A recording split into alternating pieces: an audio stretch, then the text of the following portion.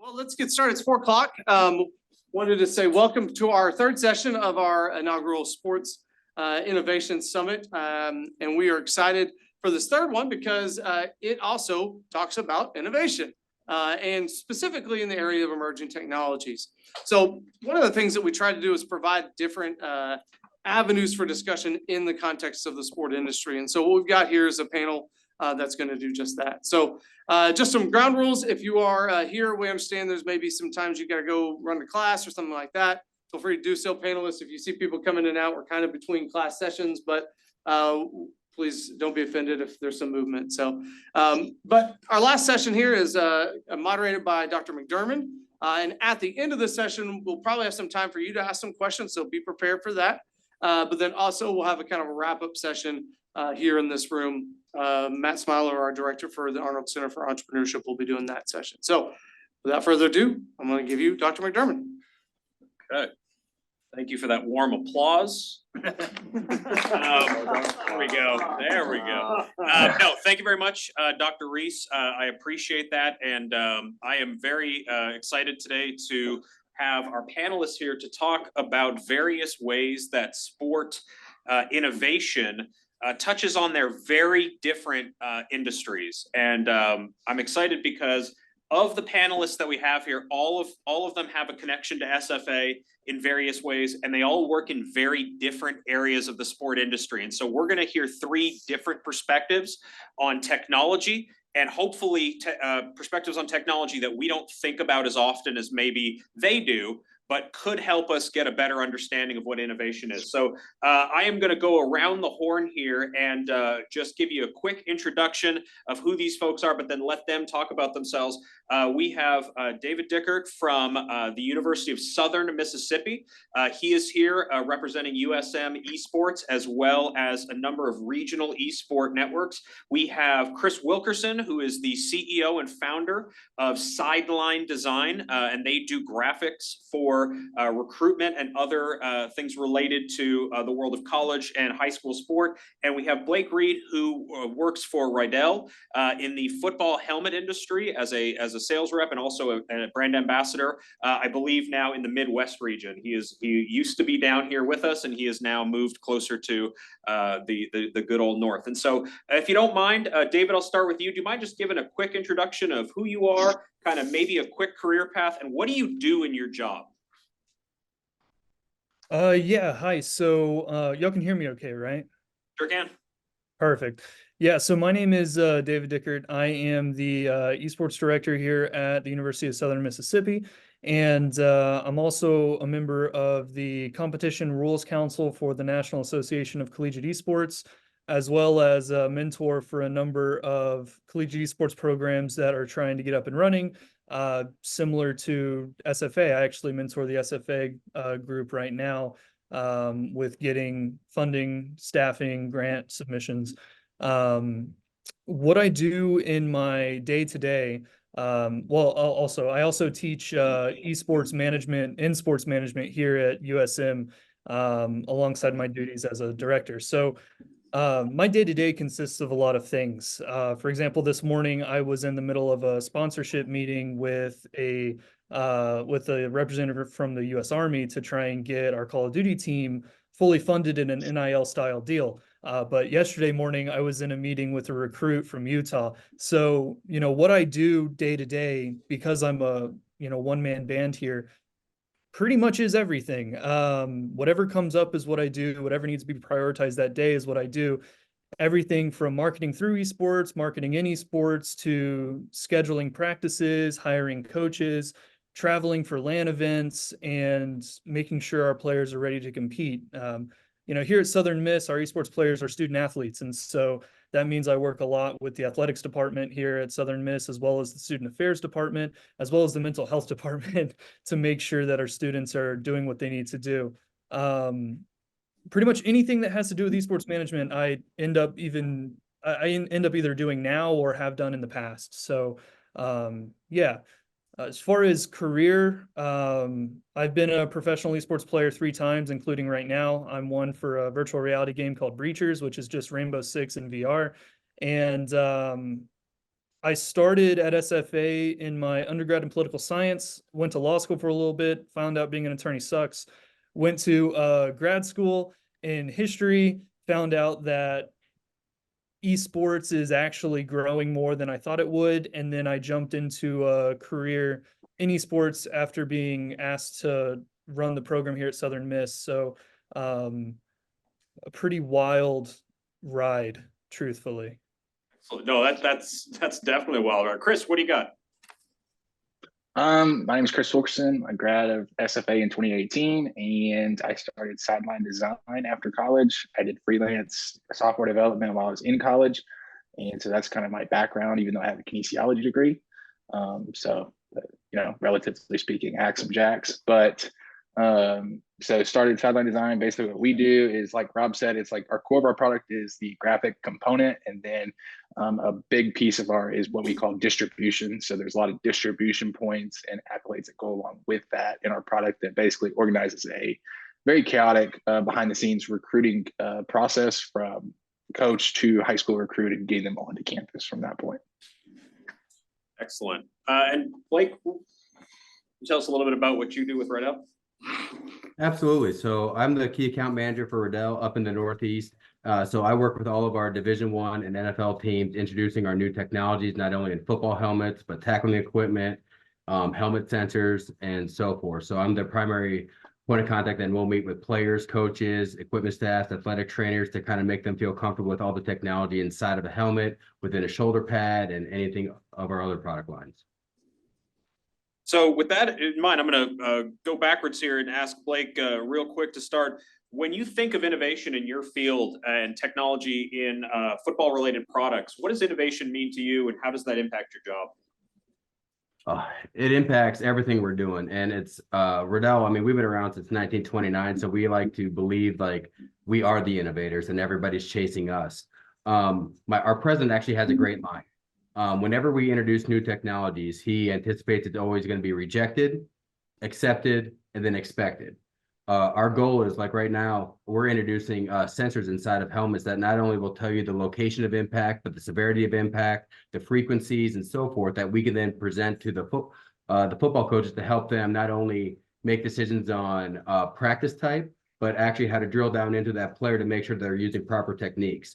So when we come to innovation, that's something nobody else is doing. So the problem with something like that is no coach wants to be told what to do, how to do things, or anything of that standpoint. So we hit that rejection stage right off the bat. The more we talk about it, the more we introduce it, the more we get case studies, all of a sudden it gets accepted. This program, Texas Tech will use it. Rutgers will use it. University of Connecticut, and so forth. And our goal in a couple of years is that this is the expectation. Anytime you introduce anything within football helmets specifically, it's tough. It's a very, very tough business, because obviously you're protecting the most crucial part of an actual athlete, especially when you get to the NFL level. They're taking a $2,000 helmet and trying to protect $1 million asset is how they really look at it. So anything as far as innovation, while yes, people want to be on the forefront, you also have to make it make sense. You can't be so outlandish where I walk in and start talking to a Russell Wilson, or I start talking to Aaron Rodgers or anything of that standpoint, and they all of a sudden be like, well, that doesn't even make sense to me. Why would I trust you? Why would I trust you with this innovation? So it's kind of a proof of concept model on the front end. Excellent. Chris, how does innovation impact your job? I think we're technology, right? So innovation for us is ever changing. Products are always changing. I think new technology comes out every day at this point in time, right? There's data analytics, artificial intelligence, and things that we have to stay on top of to be able to continue to stay up to speed. We were, I would say, not, to put us on a pedestal by any means, but I think we're a big disruptor in our space. We were really the first ones that did it the way we did it, and kind of forced movement among other platforms that usually, we try to take the mode of, we'll roll it out and let's see what happens, so that's where we come up with our different product lines and different elements that we do. We're always trying to be the first one to put it out there, and then let them try to copy it, because by the time they copied it, they're probably a step or two behind, and we've already got it in the market. So by the time we've marketed something, we've probably already sold it to half of our customer base from there. So that's kind of our goal. Disruptor, I like it. David? You're muted. Yeah, so mine is technology centric. So technology is in every aspect of esports because we use it to compete, we use it to train, to coach, to practice, to set up workout regimens and nutrition plans. But the one I'll focus on is the coaching aspect and the technology out there with artificial intelligence, being able to take a recording of a game and then have it within a matter of minutes tell me a heat map of where my players are in the field, on the map, what corners they go around all the time, how they back away from a gunfight, how they engage as a team on a gunfight, how they converge on a point, how they move out of a site and tackle certain objectives. It's amazing what kind of artificial intelligence opportunities are out there, because it's also going to be something utilized in the form of coaching. I think people will agree when I say nothing can replace a physical human coach, especially when it comes to the mentorship aspect, the idea that someone is there to help you through a lot of challenges in day-to-day life. But in a video game that focuses so much on micro movements, reticle placement, and car control in a game like Rocket League, artificial intelligence will allow us to give players feedback at such a finite level that they're going to be able to improve a lot more when it comes to pinpointing exactly why they're losing certain games or why the routes they're taking aren't going to work. And so, there are companies out there right now who are selling these services to collegiate esports programs because the technology is there and it's continuing to advance. Excellent. Two of you mentioned something that I think is really important about innovation. And Blake, I'm going to come back to you. You talked about innovation in the helmet industry, changing aspects of training methods for athletes and changing aspects of how coaches can interact with their players and educate their players. Can you talk a little bit about what that's like to think of changing a sport through a product and then changing the sport maybe in a way that nobody expected would be changed by it? Yeah. So it's funny because the one thing that we talk about at Riddell is probably the opposite of what anybody would anticipate. Is we actually talk about how can you take the head out of the game as much as possible. I mean, our job is to innovate. Our job is, we protect 77% of all NFL players, but we want to make sure we're doing everything we can to protect every impact. But at the same time, we're trying to innovate and come up with all these outside forces, outside innovations that will also allow us to teach the players that, hey, using your head actually isn't the most effective tackling system. We're here to protect it, but we don't want you using it. So it's kind of I don't want to say it's an ironic stance, but at the same time, it's we're doing everything we can to continue to push that innovation. Whether real world example is 2 years ago, we launched our first helmet in 9 years. We went from the Speed Flex model to this Axiom model, something that, again, rejected, accepted, expected of sorts, where we really need to push the envelope. And hey, the Speed Flex model has done really, really well for us. That is our bread and butter. That is the one that is out there. But if we sit there and we don't innovate, if we don't continue to push forward, if we don't use the information that we've received from all these sensors that we have in helmets, then we're not actually trying to keep up. So we're continuing to kind of push that envelope to try to stay ahead so nobody can catch up. And just to piggyback on that, David, you talked about training and innovation in the sense of people probably not realizing that the micro benefits to your industry are coming from things like learning from what the games tell you in ways that players might not realize are really valuable. Can you talk a little bit about that form of innovative thinking in esport? Yeah, this is something that is very, I'd say, beneficial, right? Because when you have a game like Valorant, which for those who don't know is a first-person shooter tactics game that utilizes an economy system, utilizes very finite movements in terms of aiming, as well as abilities that each player can use. And essentially the objective is to plant a bomb or defuse a bomb.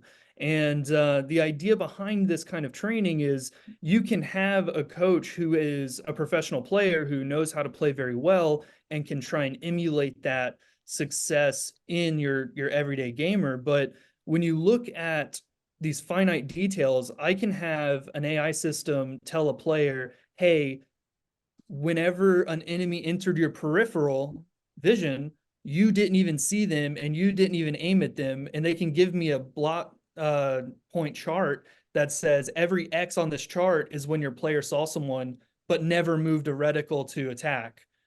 And then the player probably never even knew that an enemy was in their field of view. And then it can say, hey, player, every time you look in a direction, you're only looking in the top left quadrant, not the bottom right. And that's why you didn't see those guys. And so a player can understand their unconscious behavior with a lot of these games and take conscious efforts to improve on them. Because a lot of the time when you play a video game, a lot of it's muscle memory, and a lot of people don't really play consciously like in other sports. And so in esports, being able to recognize that is something that AI has helped us do. And it even allowed us to become the top 10 Apex Legends team in the country. We're able to get number 8 in the country for Fortnite because of this. We're top 20 in Rocket League because we now know how to rotate on the ball on the pitch without giving away possession. So it is very beneficial. And just to kind of play off of that a little bit, you just described some problems people don't realize they have. Chris, you mentioned something earlier about solving problems with innovative thinking. Can you talk about maybe an example of something you've had where you've identified or somebody's identified a problem for you that you've managed to help them solve with what you do and maybe added that to your basket of offerings? Yeah, I'll go exactly into one of our biggest, probably the biggest product that we have now, which is called batching. And so what, in the recruiting process, a lot of times what you're trying to do is communicate with the top of your funnel and then dwindle that funnel down over recruiting time, right? So we start off day one, the first day you're allowed to talk to any recruiting class. You may have 400 guys speaking for football. You may have 400 guys that are on this recruiting board that you're looking at. Obviously, we all know that signing day comes around and you sign 20 to 30, depending on where you're at and so on and so forth. But at the very top of the funnel, you still have to communicate with all of these recruits. And one of the keys is that trying to keep everything personalized for each of those guys is very difficult, right? I mean, as you can imagine, one person communicating with 400 people or 3 coaches, is usually how it's divided up. With 400 people is a lot. Not only that, but they also have another class right behind it that they're also trying to communicate with. So double that number. But keeping it personal is the most difficult portion. So what we actually did was, we just had the graphics platform itself. We allowed them to then automate through an Excel sheet or any API link that they use with their data for the recruits to then click one button and it would generate automatically a personal graphic that swaps the image for each kid and their first, last name, high school, whatever different various tags in the physical graphic itself and the text message itself. So, everybody's seen like email personalization where you put the tags in there. Apply that to an actual physical graphic plus an actual text message itself. Our system would automate through that for all of those players right through the coach's phone numbers. And then that way the coaches just have to pick up whenever the kid texts back from there instead. Excellent. You just described, seeing a problem and listening to what your folks needed to improve on that. Blake, can you talk about how do you listen to your market to figure out where the next innovations in helmet technology or any sort of sports goods technology needs to go? How do you listen to see what the needs are? It's a fine line. Obviously, when you're dealing with football coaches directly or athletes, I could sit there and talk to one coach one day who's the most in tune technological coach. I mean, he's into analytics. He's into the next generation of how to tackle. He's looking at rugby. He's looking at all these different styles to incorporate into his program. And then you could turn around and talk to the coach that's been coaching for 40 years that still believes you need to hit all day, every day for 365 days to be able to be ready for game day. So being able to take all that information and funnel it down is tricky because it all depends on who you're talking to. And you got to find those people not only that you trust, but you have to listen to both sides. It can't just be the people that, oh, that's a great idea because you believe in what we believe. You have to listen to the other side. And I'm not saying we have to meet in the middle, but we have to be prepared on our side for all those rejections. a great example when I go back to the Axiom launch, the one thing we did from the beginning is we pushed the envelope on what a helmet should look like, how it feels, how it fits, to the point where we're actually taking 3D scans of players' heads and building out the padding on the inside to custom fit that individual player. We then incorporated a lot of different other looks. Well, now to get it back onto the field, we heard all the feedback of why people weren't wearing it. They didn't like the look. It looked too space age. It looked too much not like a football helmet. So this year we're bringing in a new product line of face masks just to try to make the look more normal. It's strictly cosmetic, and the helmet's going to perform the exact same, but something little like that, because that's what we were hearing from all these different bases. We're actually anticipating an adoption rate of 4 times what we had in the past 3 years combined. So little things like that of taking the feedback and not always listening to you don't always listen to just your fans. You got to listen to the ones that are going to be tough, the tough adopters at the same time. Well, you just jogged my memory on something, and so did David earlier. I just got a simple question for all three of you. I want to start with David. Where do you get inspired by good ideas? Where do good ideas come from in your industry that you act on to innovate and move forward? Just people. I mean, we all talk in the industry. A lot of directors talk to each other. We game together, and making sure you work with a group, truthfully, that can come up with these ideas for improving it technologically. Now, of course, when it comes to improvements that include, strategies against other universities, I'm not really going to share that with other directors. But funny enough, if someone's looking to sell something, they're going to cold call you. And a lot of these companies are just cold calling me saying, hey, do you want to learn about this new AI thing? And I was like, yeah, sure, I'm open to it. And most of the time it's just me saying, yeah, let's have a conversation. And a lot of ideas flow in. And so I think to be someone successful, you have to be comfortable with working with groups of people and also taking criticisms and adapting to new ideas, challenges, obstacles. And, like Bruce Lee said, be like water, fill the shape that you need to make sure you get the job done. First Bruce Lee quote we've had all day. I will say that. Chris, where do you look for inspiration? I got to touch on this earlier too about customers for us, have really driven our product the most. And like the example that I had just given beforehand was, it was South Dakota State. I mean, they were like, look, we have 450 guys that we're talking to, and we're having to make each one of these by hand.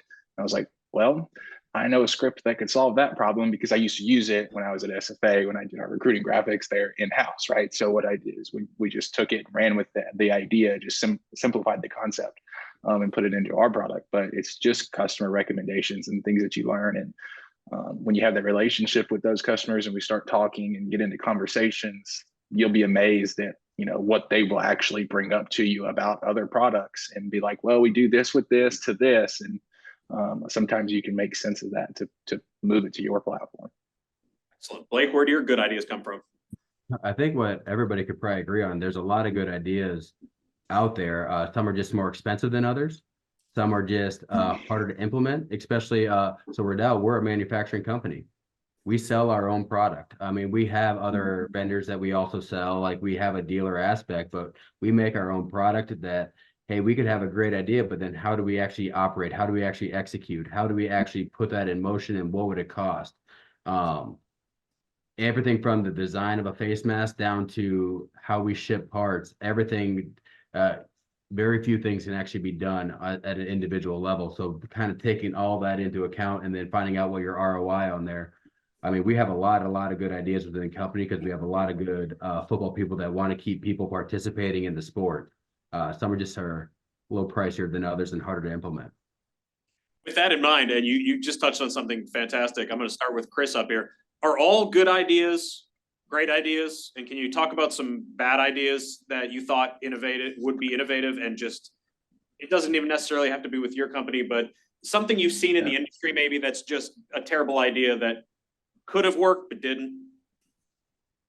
Yeah, I think, again, every idea is something that I would like to listen to, right? Everybody wants all the ideas, bring all the ideas to the table. But at the end of the day, just like we just said, it's, sometimes what's the ROI on that idea? And is it actually there, right? And sometimes you can, for a lot of product, or roll out a feature or something like that that you think is the best thing ever because it works for just you, right? But when we're talking about building a business here, there's also a scale opportunity to this. And just because it works for 2 customers, you know what? Sometimes you have to understand that those 2 customers are not your scale. And it's okay if it's just those 2 customers that really like this product, but I got to reach 1,000 customers, or I got to reach 500 or millions of customers, right? Not just 2. Just because 2 of them said it was a good idea doesn't mean we should do it. I've been caught doing that before, and we've rolled out a product that became a complete dud because I thought it was the best feature ever. I worked on it for like 3 months by myself, granted, and we put it out there, and lo and behold, we had about 3 adopters, and everybody, the 3 people loved it, but nobody else ever came around to the idea. We still have it for those 3, but at the end of the day, we spent a lot of time, and because it was just my time, it was like valuable time, and I should have been doing a lot of other things that could have made us a lot more. So been there and done it, you know. Awesome. Esports, some bad ideas that David, you've seen that seemed innovative at the time, just never took off.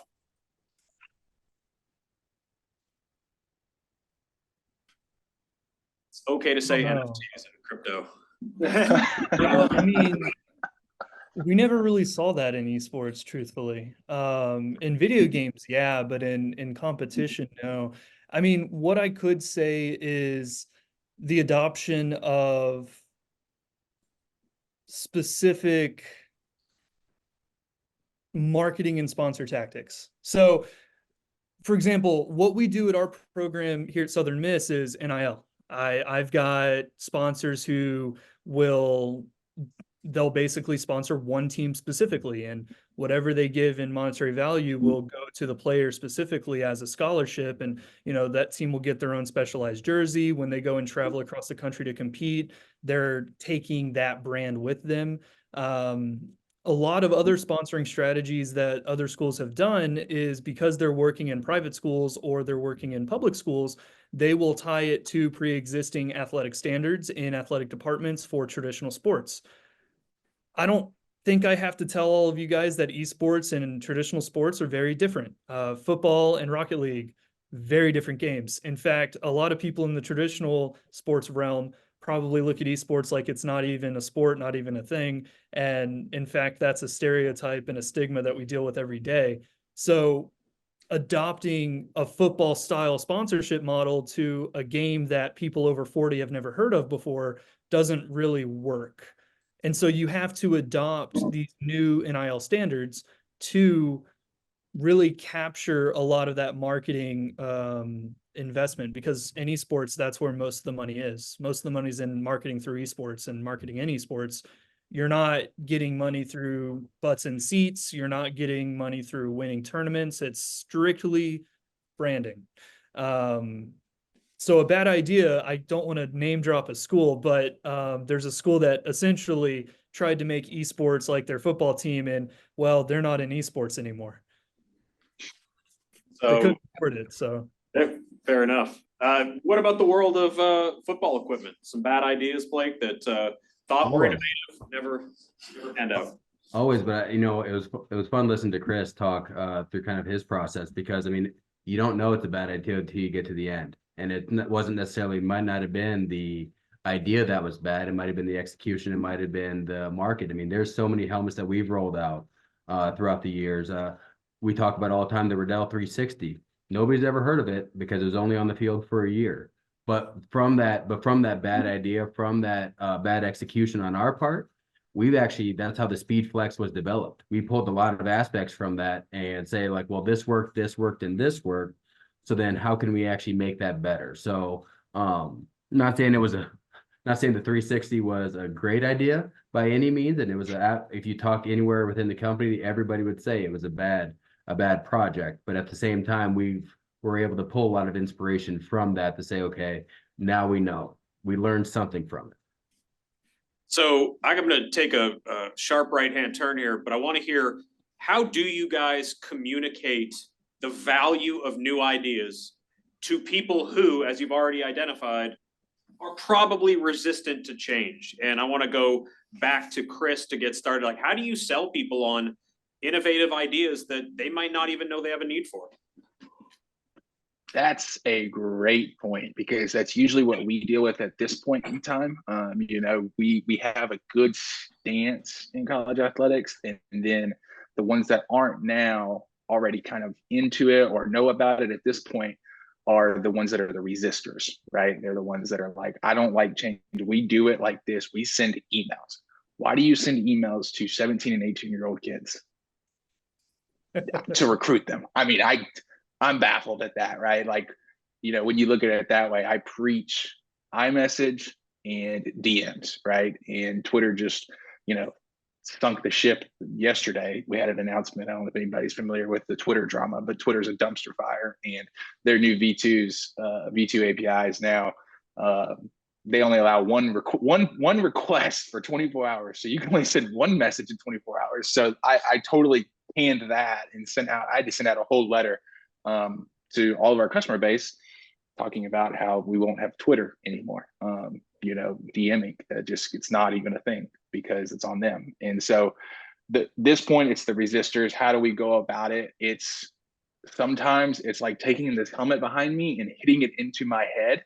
And then other times it's like really slowing them down and being like, look, just try it for me. Sometimes we give some free trials where it's like, just tickle me, just for 30 days, give it a shot and let me know how you like it afterwards. And we'll check in with them every other day and just try to mold them into it. And they turn into some of our best customers, honestly, because we actually fixed what they were doing wrong and they couldn't understand why they were doing it wrong until they actually did it. And sometimes it involves giving it for free for a little bit for us. Just for clarification, that's a high quality SpeedFlex helmet over your shoulder by Rydell, if I'm not mistaken. Blake, how do you communicate? It is 100%. Blake, how do you communicate to people who just don't understand why they need to innovate or adapt and change? You listen first. It was probably about a week and a half ago. I was sitting in a meeting with a Division I head coach, and we were talking about our new Insight Analytics platform. And you could tell it wasn't necessarily his forte, but then finding what he is interested in. What he is interested in is how Georgia practices, how other people practice, how they compare to everybody else. And then all of a sudden that we can then take our talking points, not only lean on our long history of Rydell being around for almost 100 years and how we're on the field every single college, every single NFL team, but then we can really start to tailor that pitch and start talking about things that they're interested in. The toughest part actually internally is our R&D team will design a helmet. They'll go through all the data points, and when they start talking to us as not only the managers and the other reps that are sitting there that have to go talk to the customer base, what's important to R&D isn't always what's important to the customer. So then how can we kind of be schooled in both? Because we're going to get both questions. There's some coaches that want to dive into the technical. How does this work? The Twitter DMing, all that, how it can relate all across. But how does this helmet work? What are the features and benefits? And at the same time, how is this going to make me better? That's all some coaches want to know. How am I implement this? How is it going to make us better? So we have to be able to talk to both sides, but it starts with listening first. Yeah. To play off of that, David, how do you convince people who maybe don't want to change that what you're trying to sell them will make them better?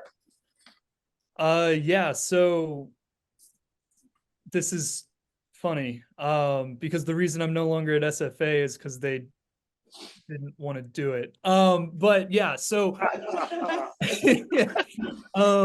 Axum. Yeah. Being recorded, fellas, like if you could just. I mean, I've already talked about my degree's here. It's fine. Yeah. So esports.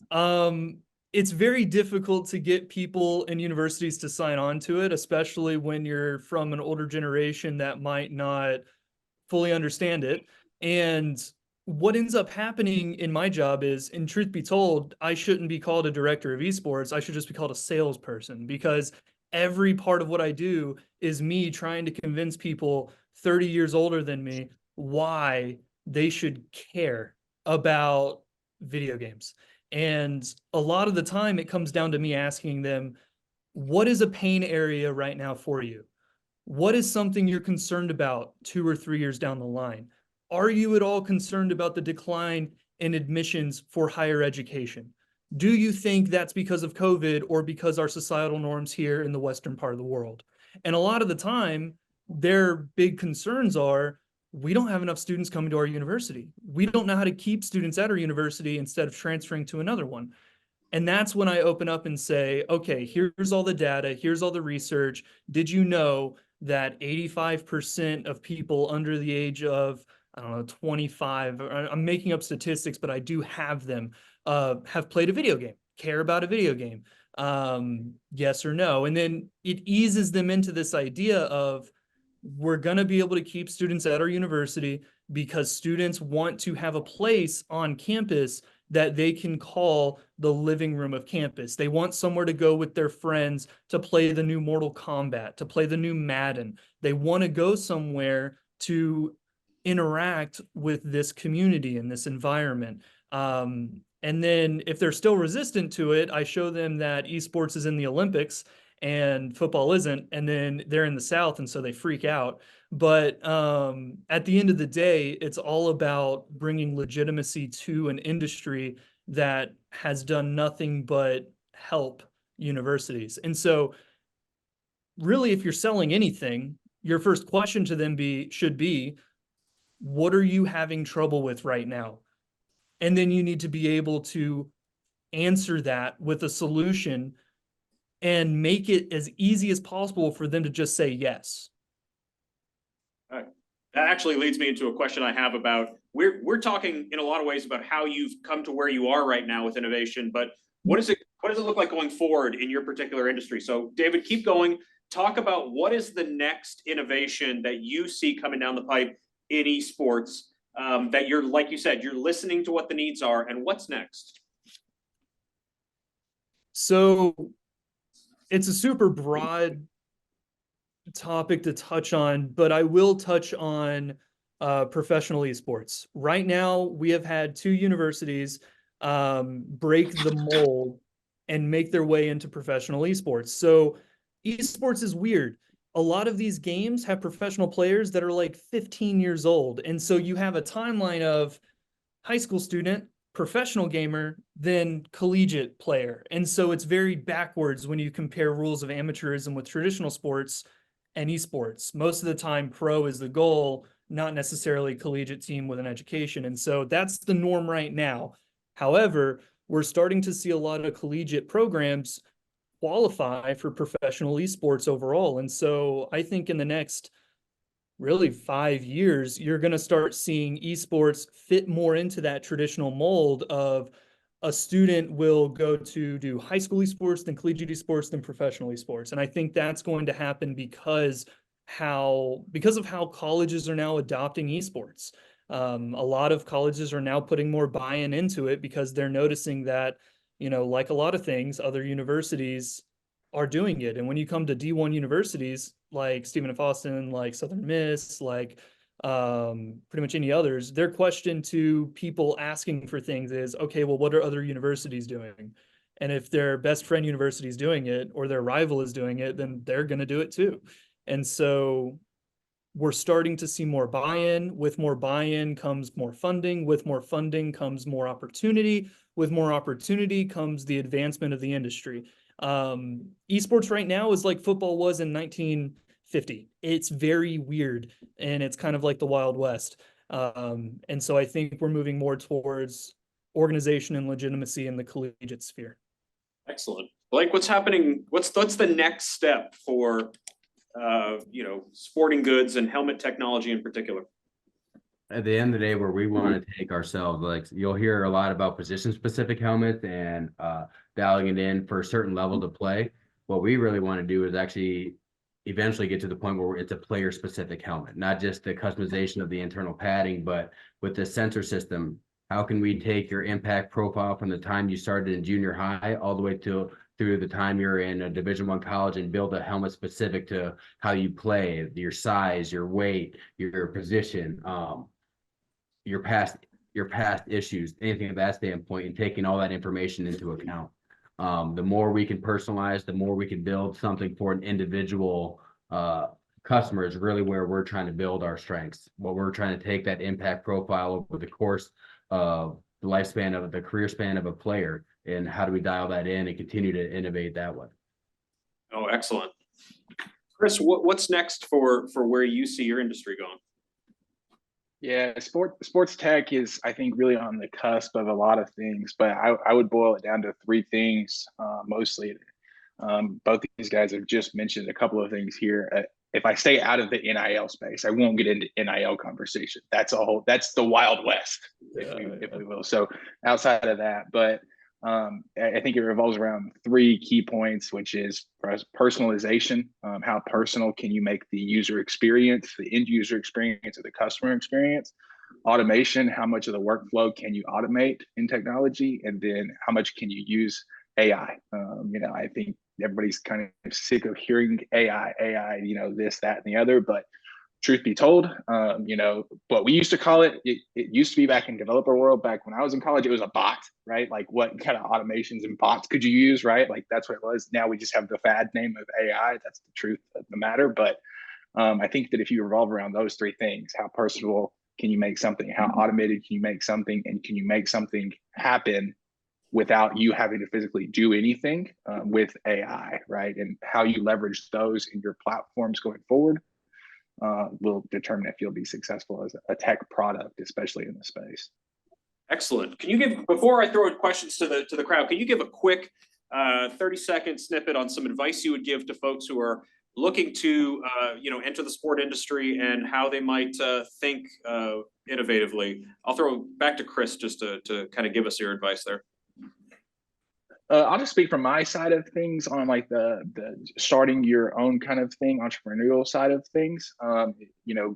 Start now, get ahead of the game because you're going to want to be early in. I think that this is a new cusp of sports tech right now. This is a big turning point with so many things out there.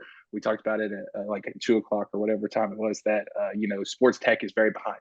It's very behind the 8 ball. And if you can get something in the door right now, I think you're gonna have a lot of success by either being ahead of the game or being in the game with the big guys from here. So I would start quick. Awesome. David? Three things, 3-step program. When you're talking to someone, figure out what their problem is, figure out what they're having trouble with. Step 2, make sure that your product or what you're trying to provide solves their problem, and make sure you convince them in a way that it does. And so you can get to step 3, which is get them to say yes to you, and make it easy for them to make sure that what you are trying to convince them of is a no-brainer. And most of the time, people are rational. They'll agree to it. Excellent. Blake? To get into the sports world, you have to be able to talk to people. You have to be able to figure out what they do, how they do things, who they're connected with, and so forth, and to really stay calm. I can't tell you how many people I know that actually weren't able to get into the sports industry or move through the sports industry because we're all competitors. Every one of us has a sports background. We all want to win, and then we let our emotions get the best of us. And then that time you let the emotion get the best of us, that's your lasting impression. That was your job interview before you even had the job interview. Yeah. The more you can stay calm, you can stay firm, you can have an educated conversation, you can deal with issues. People are going to respect that versus the blow-ups, the losing your cools, those type of situations. Excellent. So There will always be issues. Yeah. So who's got questions for our panelists about some technology in sports and innovation? I can stand like this forever. That's a Savage Garden song, by the way. Eric, do you have anything on? Sure, I'll ask David. David, I teach our eSport marketing course here, so I take a different approach. And one thing you touched on was the way sponsorship is unique to each sport in comparison to traditional sport. And one thing I'm trying to do here on campus is establish some collaboration with our esports over there in Rec Sports. And what do you think? You said there's a lot of no's, right? You get a lot of no's, or you're trying to uncover those needs. What do you think the biggest needs are for some of these universities or for like a recreational department in terms of, how can esports fill that void, or how can it suffice a particular need that an institution may have? I know you touched on enrollment, but is there anything else that you might argue? Yeah. I mean, so, number one, enrollment, right? That's a way to keep people here. I'm not going to spend a lot on that because you mentioned that earlier. But number two could be providing a space for students to practice what they're learning in the classroom. So right now we broadcast and stream everything we do. We stream 224 hours a year. And I'm not crazy. I just know that because I just made a pitch deck for a sponsor. I promise I'm not insane. But that is how much we stream. And so all of the people who run that and do the sports casting, do the media, do the pictures, do the lighting, do the camera work, do the scripts, those are all students. And they are all students specifically who are in the media and entertainment arts program here at Southern Miss. So it provides the students an opportunity to take what they're learning in the classroom and immediately apply it in a real world situation before they get to the workforce. That way they are one step ahead of the competition for getting that job or that position because they are able to do that. And what we do is we actually employ those students. They're not just interns. We pay them to do this. And so they're also getting job experience on top of the actual skills they're learning. And then some of them even supervise others. And so they're learning supervisory skills. And then we also have our business majors, sports business majors, who are also managing our teams. And they work with me to manage their team. And so they're able to take those sports management concepts they learn in class and apply them to the real world. I take a number of students from my class, the sports business class, similar to what you're teaching here, just not focusing on marketing. And I bring them to these conversations with sponsors. And I say, hey, I hope you don't mind. I would like to bring 5 of my students to show them what it's like to do a negotiation with a partner for a sports brand.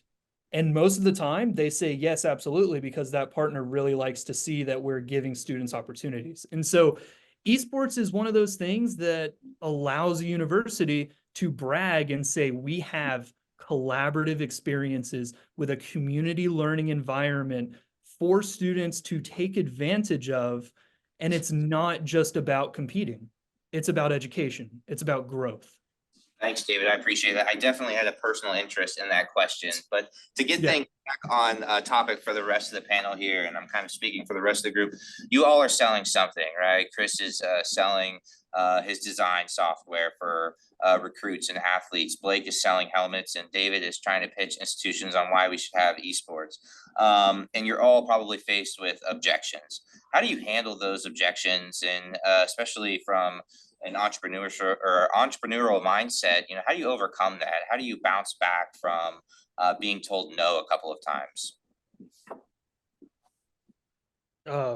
Personally, I look at a no as it's one step closer to a yes. That's the first thing. I think that's probably one of the oldest things in the book. But at the same time, you have to know your strengths and weaknesses as a product, because every product's going to have a strength and a weakness. Like, there is something that's weak about it. There's something that a hole can be poked in about your product. You can't solve every last question that there is. And saying no to a customer is okay too. It's okay to tell them we don't do that. It stops there. We have people ask, well, can it do this? I say yes a lot because we have a lot going on, but they get to the point where they ask something, no, it does not, and it will not do that. I'm going to tell you why, right? Because that's not what you need. You're thinking way too hard, right? So handling objection is a lot of techniques, but telling them no back is sometimes it's the mirroring technique. I don't know if you guys go over that, but sometimes you mirror them by telling them no back again. So yeah. And I mean, what I do is, like Thanos, esports is inevitable, right? So what I do is simply say, no worries. It might not be the best place for your university right now. Here's my card and information. If you change your mind or have any questions at any point in time, message me and I'll answer. Universities that will make their minds up whenever they do. Higher education moves at a snail's pace. It's a matter of time. And so I'm patient and I tell them that I will collaborate with them when they're ready. To that point, so when I got into the sales side, because I worked in the college not only college equipment, but college administration for years. When I initially got to the sales side, I didn't necessarily have any sort of sales background or training.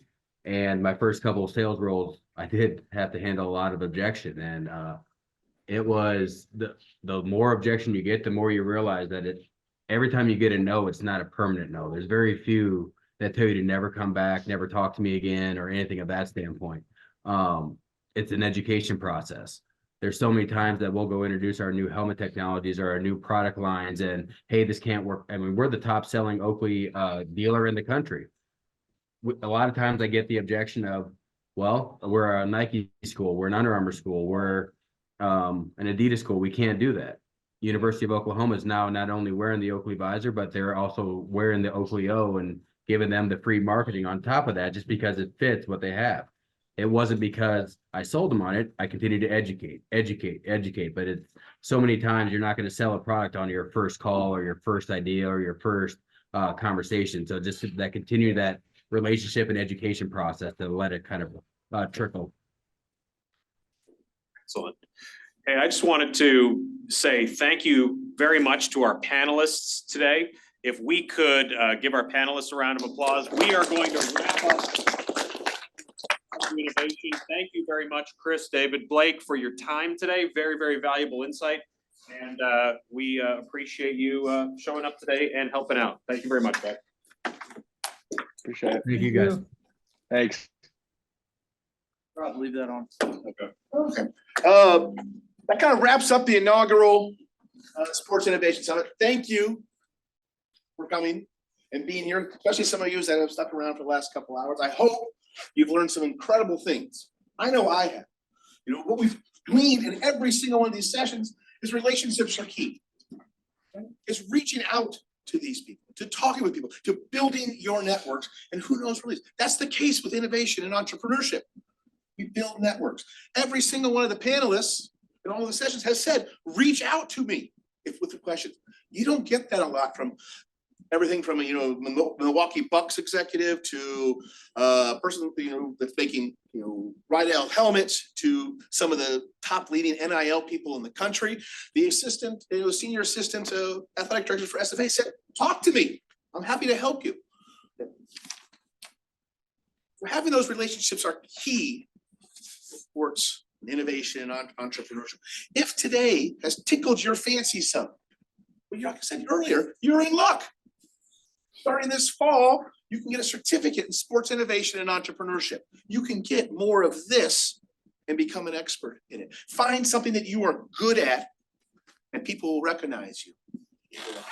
Between Dr. Jones, Dr. Reese, Dr. McDermott, and the ACE Center for Entrepreneurship, we're here to invest in you, to be your relationship builder, to help your next stage in your education, to point those directions. If it's anything from esports to manufacturing, to software development, to education, all of that is intertwined with sports in one way, shape, or form. You may not realize it.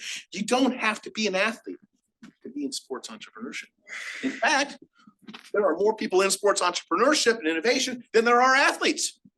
Athletes need some people to help support them, to build those relationships for them, as we learned from Antonio and Kevin and Wally.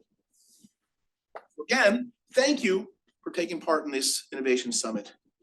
Please reach out to Dr. Reese, Dr. Jones, Dr. McDermott, or myself with any questions. And we hope you have a great rest of the evening. Thank you, Ben.